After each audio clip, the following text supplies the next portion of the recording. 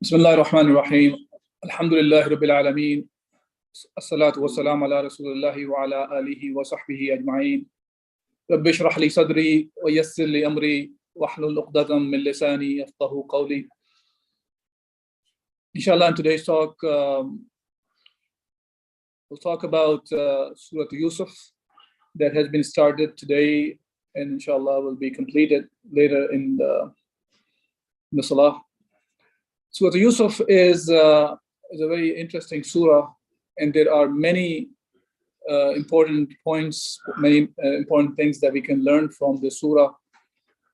And I will talk about a little bit different thing than most of the time people talk about, and that is from the context of the Asbab al-Nuzul. Asbab al-Nuzul mean the cause of revelation or the time or situation the surah was revealed.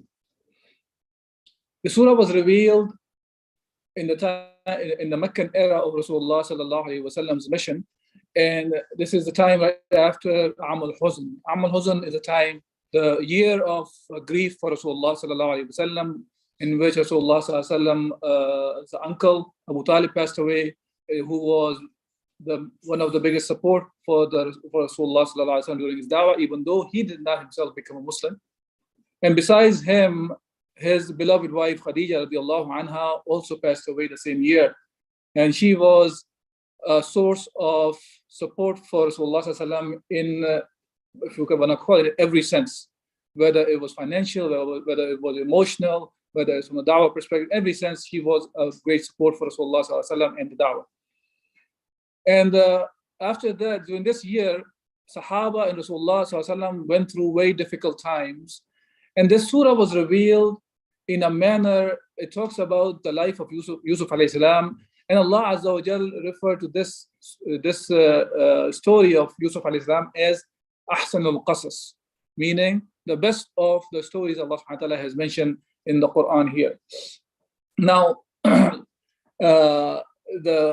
the aspect I want to talk about is the surah was revealed, so it comforted Rasulullah sallallahu alaihi wasallam and Sahaba during the very difficult times that they are going through, because it covers the story of Yusuf alayhi salam, in which he went through many difficult things, and each one of them can have its own lesson for us to learn from.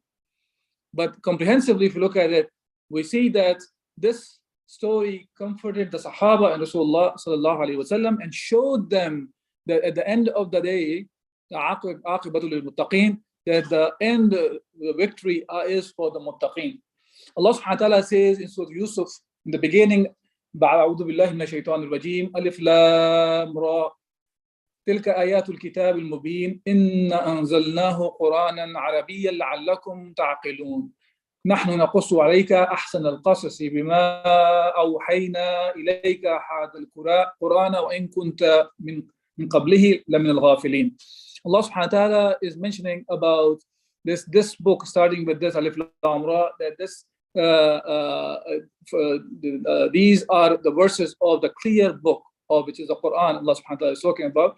And we have revealed this book, Al-Qur'an, in a clear Arabic language, so you may understand. Then Allah subhanahu wa ta'ala says, نحن نقص عليك أحسن القصص, that we relate to you, Muhammad sallallahu alayhi wasallam, the best of the stories through our revelations unto you of the Quran. And before this, you were among those who knew nothing about it. So Rasulullah sallallahu alayhi wasallam, he did not have any knowledge about Yusuf alayhi salatu wasalam, but Allah subhanahu wa ta'ala is the one who is telling him. And then Allah subhanahu wa ta'ala talks about the dream that Yusuf alayhi salatu wasalam saw. And this dream, Allah mentioned, إِذْ قَالَ يُوسُفُ لِأَبِيهِ يَا أَبَتِ إِنِّي رَأَيْتُ أَحَدَ عَشَرَ كَوْكَبًا وَالشَّمْسَ وَالْقَمَرَ رَأَيْتُهُمْ لِسَاجِدِينَ. That Yusuf alayhi salam, he mentioned his father.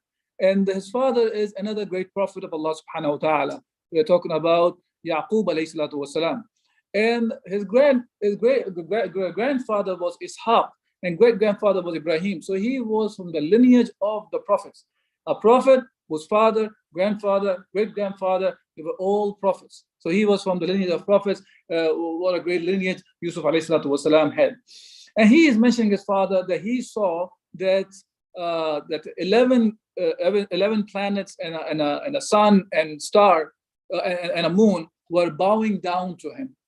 And upon that, Yaqub alayhi salatu wasalam, he says, Ya bunayya, la taqsus ru'yaka ala ikhwatika. That he said, do not tell this dream to your brothers. وَيَكِيدُ لَكَ كَيْدًا إِنَّ شَيْطَانَ لِلْإِنسَانِ عَدُوٌّ مُبِينٌ.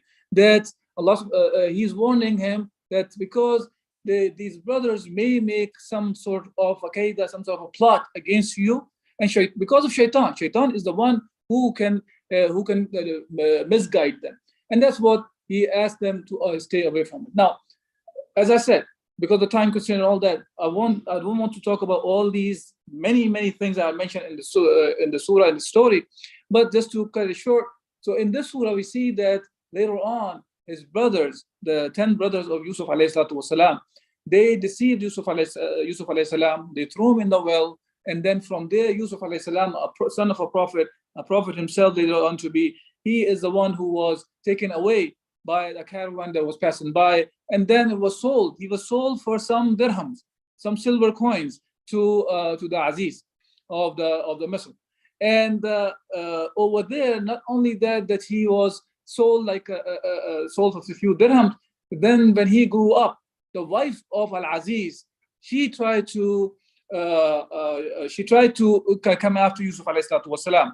And Allah subhanahu wa ta'ala mentioned this story in a very beautiful way. Unlike the West, whenever they talk about relationships like this are happening, they go crazy about all sorts of nudity and all sorts of fahisha, different kinds of stuff they show. Allah subhanahu wa ta'ala mentioned the story in a very beautiful manner, first of all. But anyways, and then Allah subhanahu wa ta'ala protected Yusuf alayhi salatu wasalam, because otherwise Yusuf alayhi salam would have got into this act as well. Allah subhanahu wa ta'ala protected him. And then because of her trick and the other women of the Misr, they were able to throw Yusuf alayhi salatu wasalam in the prison. As I'm saying, I am shortening the story here, not going through all the details. Anybody who likes to read it, please go ahead and read yourself, and inshallah you'll find all the details. But he ended up in the prison because of the lies of the women. Now, before it was a lies and the deception of his brothers. He was thrown into the well. Now he's in the prison, and in the prison now he met two of the prisoners, where they saw dreams, both of them, and they were asking Yusuf alayhi salatu wasalam, can you tell us the ta'wil? Can you tell us the interpretation of this dream? We see you a righteous person. And here when Yusuf alayhi salatu wasalam is going to tell them about their interpretation of the dreams, which Allah subhanahu wa ta'ala blessed him with this knowledge, he also mentioned very clearly to them, even in the hukmu illa lillah, as the sheik recited in the salah also, that hukm belongs to Allah subhanahu wa ta'ala alone. So that's what Yusuf alayhi salatu wasalam said here. And then he mentioned the interpretation. One of them was going to be crucified, and the other was going to be serving the king. And Yusuf alayhi salam said, when you go back, mention about me. And he forgot. Then the king saw the dream, and in that dream nobody was able to give the interpretation. And then this person who came back from the prison, he remembered Yusuf alayhi salatu wasalam. He said, I know somebody who can do it. And he goes back to Yusuf alayhi salam, and he said, can you come and give us the interpretation? And he said, first, he likes to be cleared from the false accusation on Yusuf alayhi salam was. And now by then, that woman and the other women, they were past their age, and now they came out clean, and they said the truth, what the truth was. And they mentioned that Yusuf alayhi salatu wasalam was free from any kind of bad things, bad accusations they made against Yusuf alayhi salatu wasalam. Now, Yusuf alayhi salatu wasalam came and he mentioned the interpretation of the dream to the king. And after that, the king wanted Yusuf alayhi salatu wasalam to hire him. And Yusuf alayhi salam said he would like to be the one who can take care of the khazainul ard. Khazainul ard meaning the treasures of the land, or the different mufassirin have translated this into different meaning. Some of them say it means he was asking to be the ruler itself, the king. Others said that he was the person who was taking care of the financial affairs, but he was not a ruler. In either case, on any interpretation, nowhere it says Yusuf alayhi salatu wasalam was participating in the kufr. that would be another accusation on the Prophet. Prophet of Allah, they were sent to implement the deen of Allah subhanahu wa ta'ala. They were never sent to come and support the laws other than Allah subhanahu wa ta'ala's laws. That's another aspect. But moving on. And then later on, when when he gets this job, Yusuf alayhi salam, and he was distributing the food among the people. After the first 7 years, there was a good 7 years where they were able to get good harvest, and the next 7 years were drought, and they preserved some, and then they were distributing later on. His brothers came, and now his brothers, when they came, Yusuf alayhi salam recognized him, but they did not recognize Yusuf alayhi salam. And later on, he asked them to bring the other brother who left behind, Benjamin, or Benjamin in English they call him. And he comes, and now Yusuf alayhi salam sent somebody to put something in the stuff of the brothers, which was a cup of the king. Now, cup of the king, which was a cup of Yusuf alayhi salatu wasalam, Qur'an talks about it was a cup of the king. This is why some of the Mufassirin said that he was a king himself. Allah knows the best, but that's not the main aspect we're discussing here. So now afterwards, then these brothers realized that this was Yusuf alayhi salatu wasalam, as I am skipping many things in the story.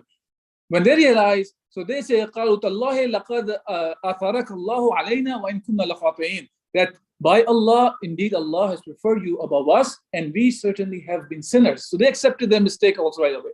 Now look what Yusuf alayhi salam said. قَالَ لَا تَثْرِيبَ عَلَيْكُمُ الْيَوْمَ يَغْفِرُ اللَّهُ لَكُمْ وَهُوَ أَرْحَمُ الرَّاحِمِينَ, that there is no revenge to you this day. May Allah forgive you, and He is the most merciful of those who show mercy. Now, what is the story behind? If you look at this whole story, what happened? Yusuf alayhi salam went through so many difficult things, and at the end, Allah subhanahu wa ta'ala gave him the power. Okay, and the same thing happened to Rasulullah sallallahu alaihi wasallam and Sahaba as well. And in both their lives, whether Rasulullah's life or Yusuf alayhi salam's life, you don't see that they did not make any compromise with the deen of Allah subhanahu wa ta'ala. Since they did not make any compromise with the deen of Allah subhanahu wa ta'ala, they came out successful. They came out to be the ones to whom Allah subhanahu wa ta'ala gave them the authority. And Allah, then the Yusuf alayhi salatu wasalam, he said right away after all this happened, رَبِّ قَدْ آتَيْتَنِي مِنَ الْمُلْكِ وَعَلَّمْتَنِي مِنْ تَأْوِيلِ الْأَحَادِيثِ فَاطِرِ السَّمَاوَاتِ وَالْأَرْضِ أَنْتَ وَلِيِّي فِي الدُّنْيَا وَالْآخِرَةِ تَوَفَّنِي مُسْلِمًا وَأَلْحِقْنِي بِالصَّالِحِينَ. He said, O my Rabb, you have indeed bestowed to me of the sovereignty and taught me something of the interpretation of dreams, the creator of the heavens and the earth. You are my wali, you are my protector in this world and in the hereafter. Cause me to die as a Muslim and join me with the righteous. This is his dua. Now, the very same thing that Yusuf alayhi salam said to his brothers, Rasulullah sallallahu alayhi wasallam said to the people of the Mecca after the Fatah Makkah was happened, Makkah was conquered. He said the very same thing to the Meccans. That they were very scared. Now look what Muhammad is going to do. Now he has the upper hand. He said the same thing. I'm going to say the same thing what Yusuf said to his brothers. That there is no revenge, and Allah subhanahu wa ta'ala is the one who's most merciful and those who show mercy. So the story I would like to take with us after this learning about the story, and when we read inshallah by ourselves, that Yusuf alayhi salam's story has a lot of lessons. One of the key lessons is this, that he did not make any compromise and stick with what Allah subhanahu wa ta'ala, and same was done by Rasulullah sallallahu alaihi wasallam. And we are going through difficult times as Muslim Ummah as well, and inshallah the success will be given to the Muslim Ummah. All we have to do, follow the commands of Allah subhanahu wa ta'ala as He commanded us, and do not try to make any compromises for gaining few gains in this dunya. وأقول قولي هذا أستغفر الله لي ولكم ولسائر المسلمين فاستغفروه إنه